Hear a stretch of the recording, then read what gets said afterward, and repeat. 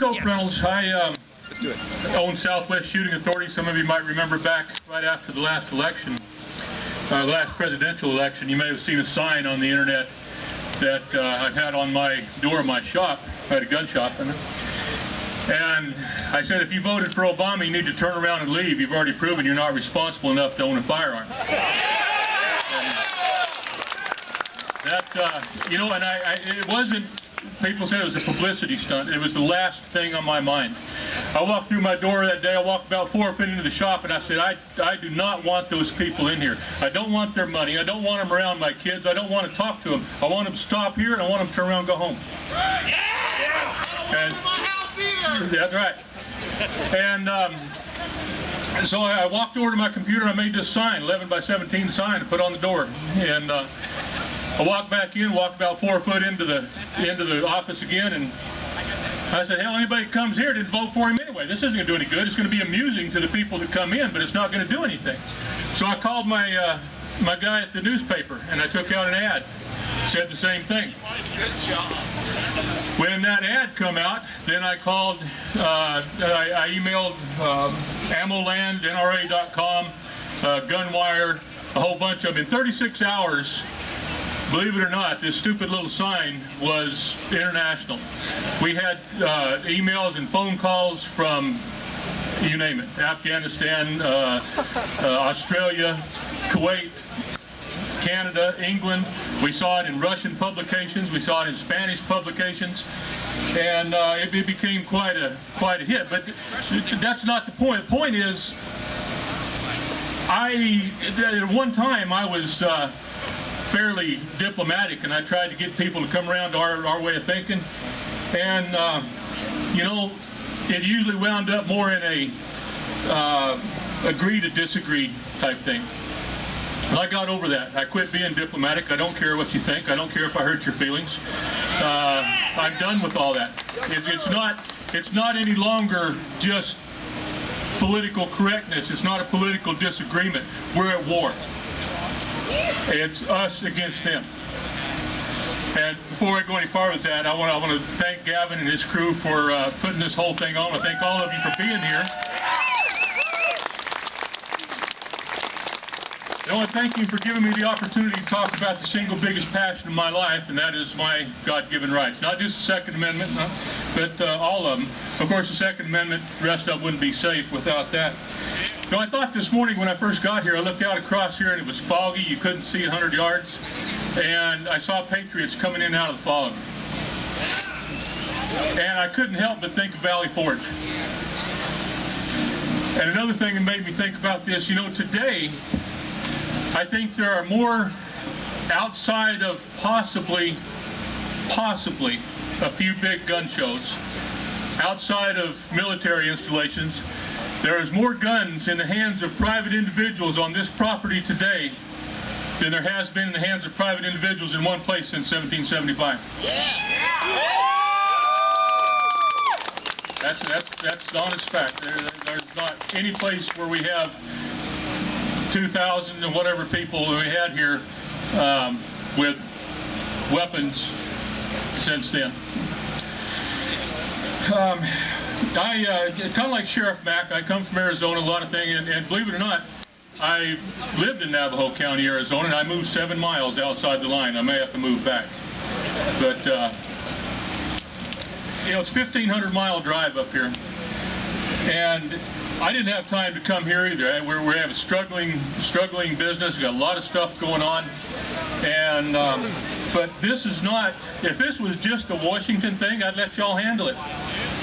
Take care of it. It's your state. Deal with it. But this is an American thing. This is everybody.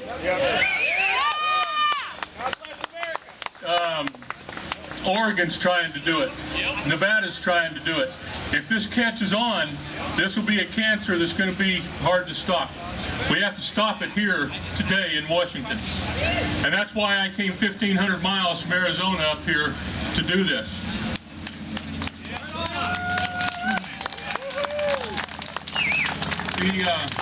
So we talked about this arms expo thing. Believe it or not, I think we had, I don't know about in the whole United States, but in Arizona, we had the first Arms Expo, the first all-private gun show. No dealers allowed. It was strictly, and another people thought this was a publicity stunt again. It wasn't. I was a dealer. I couldn't go. I could go, but I couldn't sell guns under license.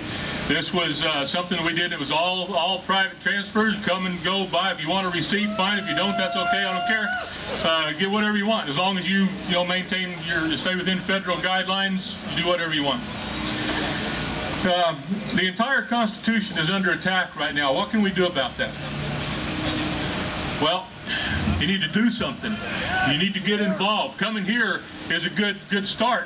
But you need to go on from here and do other things. People are afraid that I'm going to get put on a list. If you're not on a list, you're not doing your job. Afraid of being put on a list. If you're afraid of being on this list, you should be ashamed of yourself for being here with these fine patriots today. If anybody is any higher on that list than me, I'm not working hard enough to save my country. If you belong to the NRA, if you've ever gotten a hunting license, you subscribe to Guns and Ammo magazine, any number of other things, you're already on the list. Why, John Hancock and them, they were on the list. They were way up on top of the list. So, all those in favor of losing your rights, please do nothing. I believe that the documents establishing the proper role of government in the United States was written by choice men that were put here specifically for that purpose. Have you ever heard anyone say, hey, they can't do that? That's against the Constitution. That's unconstitutional. The Constitution won't let you do that. You ever heard that? He didn't want the money. A high-ranking public official once said the Constitution is nothing but a piece of paper. You know what? He's right. It's like a restraining order. The Constitution is a restraining order. And without someone to enforce that, the Constitution means nothing. It's a piece of paper. It sits on a desk, it sits in a drawer, it hangs on the wall. It's absolutely nothing but something pretty to look at and reminisce about, unless you enforce that. That Constitution tells them, it doesn't tell them what they can do, it tells us what we're not to let them do. It's our job to enforce that.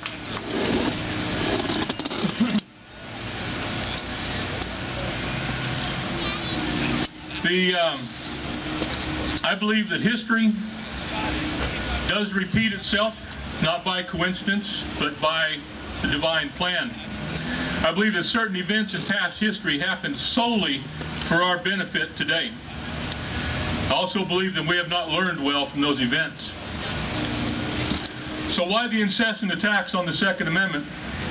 Of course, it's been going on for a long time, but it seems to really be increasing here lately. There's a lot of reasons for this. One of them, I think, is the Agenda 21, global control of people. And the successful implementation of Agenda 21 is crucial in this plan of achieving total control over us. But Agenda 21 will never reach maturity without absolute gun control. How are they going to accomplish that? Well, they've done a pretty good job at trying already. Look at Initiative 594.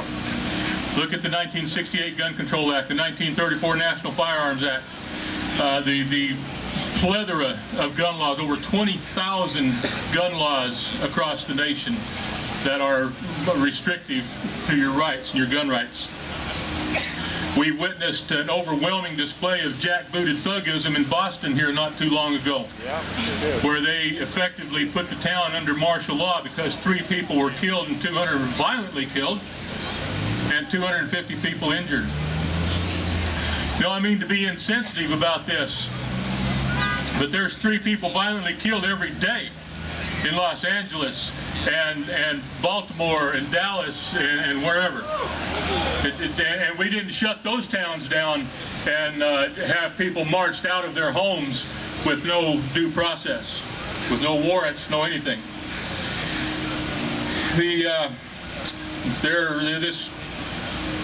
aware of this. It's coming soon to a town near you, I'm afraid.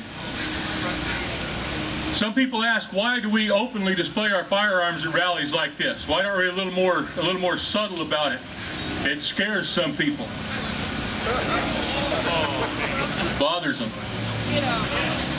If peaceful armed patriots scare you, you're part of the problem. Again, you should be ashamed to be standing here with these patriots today. Please feel free to leave if you want. This is not a display of arms. It's a display of freedom. America got in the shape that it's in because of us. We the people. Fat, dumb, and happy. We just sit here and let this happen. We have allowed politicians to run roughshod over us. Actually, we haven't allowed them to.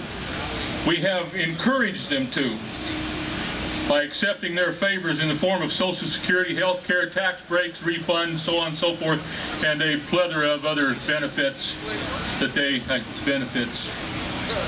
offered us in exchange for our liberty. They dictate to us how, when, where, and if we are to exercise our constitutional rights, our fundamental God-given rights. So answer me this. Really, I want an answer to this. Do you guys enjoy being able to worship where, when, who, if you want to? Yeah! Do you think you should have the right to, or you should be comforted in the fact that you're supposed to be afforded due process if you happen to run afoul of the law in some way? Yeah! Should that not be the case? Do you think you should have the right to attend town hall meetings and rallies such as this without being persecuted? Yeah! Okay? And ladies and gentlemen, I give to you the Second Amendment of the United States Constitution. Knowing what I know today, I think the Second Amendment should have been the first to help protect the rest of them. But we are armed because the tyrant and the news media are more attentive when we have liberty's teeth hanging on our hip or around over our shoulder. Our focus here today is to promote awareness to the fact that our beloved Constitution is being ignored and violated at every opportunity by some of the very people that swore an oath to protect it, keep that from happening. To defend it against all enemies, foreign and domestic. We have to get involved in the education of those that are not well versed in the provisions set forth by the Constitution. We must make them aware of what is slipping through their fingers because their grip is not sufficient to keep them from losing the rights that they were born with. Will we fight to save them? Yes. Yes. Maybe. Some of us. People will not fight for something they don't fully understand. Mark Twain said it best when he said, "In the beginning of a change, the patriot is a scarce and brave man, hated and scorned. When his cause succeeds, however, the timid will join him, because then it costs nothing to be a patriot." Ladies and gentlemen, this is no longer speculation. It's not a game. It's no longer the rantings of a radical right-winger. It's real, it's now, it's undeniable, and if it's not corrected very soon, it will be unstoppable. The ball is about to be dropped, and the lines will be drawn. Some people think Gavin has been a little radical about his opinions and actions here today. Let me tell you something. Gavin gets it. He understands. Remember Joe the plumber? Yeah. Yeah. Joe the plumber gets it. He understands. After a mass shooting in Santa Barbara here not too long ago, which could have been easily called a mass stabbing, exact same amount of people died from stab wounds as they did from gunshot wounds, but they chose to call it a shooting. Joe the plumber said, "Your dead kids do not trump my rights." Now that sounds a little harsh maybe, but it's absolutely a fact. I'm sorry about the dead kids, but it's a fact. A father of one of the victims doesn't get it. Richard Martinez, father of one of the victims of this shooting, told Congress, "Don't call me and tell me that you're sorry about my son's death. I don't want to hear it from you. I don't want to hear from you that you're sorry for my son's death. I don't care that you're sorry about my son's death. You go back to Congress and you do something, you come back to me and tell me you've done something, then I'd be interested in talking to you." You don't get it. By the way, while the mainstream media was busy turning a Hollywood psychopath into a celebrity, there was another 22-year-old Californian with a gun. This one used his gun to protect his 3 siblings from an attack of multiple intruders in Tulare County. Tulare County Sheriff Mike Boudreaux said, "I can tell you this was a gun battle," and he praised this young man for doing what he did. He said he was in a fight for his life inside his own home. Did you hear about that on the news? No. Of course you didn't. Some of us just want to fight, think we can solve everything overnight. Some of us are not willing to fight any further than signing petitions, going on city council meetings, accept whatever happens with, "Oh well, we tried." Hell, steers try. We need do. We don't need try. There's others that will sign petitions, go to meetings, contact your legislators, participate in every political event that they can find, and everything available. And then, and only then, when every conceivable peaceful avenue has been exhausted, will we be willing to sacrifice anything, including our lives, our sacred honor, and be justified in doing so to regain what our Founding Fathers created for us.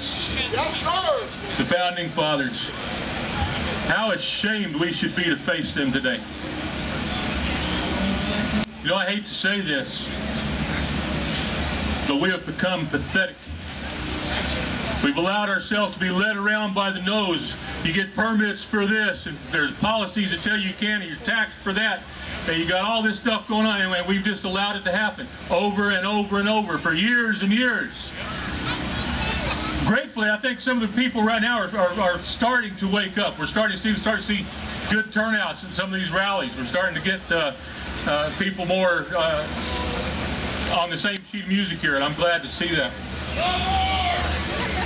The Pennsylvania delegate for the Continental Congress, Terence Cox, said in 1788, "The militia of these free commonwealths, entitled and accustomed to their arms, when compared with any other possible army, must be tremendous and irresistible." Who are the militia? Are they not ourselves? Is it feared then that we shall turn our arms one man against another, against our own bosoms? Congress have no power to disarm the militia. Their swords and every other terrible implement of the soldier are the birthright of an American. What clause in the state or federal constitution hath given away that important right? The unlimited power of the sword is not in the hands of either the federal or state governments, but where I trust in God, it will ever remain in the hands of the people. On my radio show here a while back, I talked about a program that several cities implemented called Ceasefire. In one city, it is reported there are 12 known gangs with over 500 members. The city mentioned there has 42,000 people in it. These gang members get up every day knowing that what they do is wrong, knowing every day that they may be imprisoned or killed for what they do. Yet, these gangs continue to grow at unprecedented levels. If these groups of illegal gangs keep growing, knowing that what they're doing is wrong, why in the hell isn't the militia growing, knowing that what we're doing is right?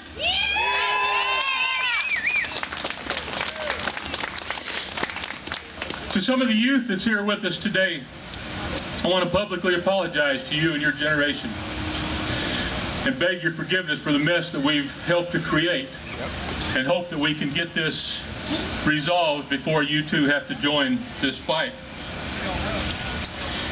I hope that you remember those that are engaged in this fight and those that have committed to make things right, whatever it takes.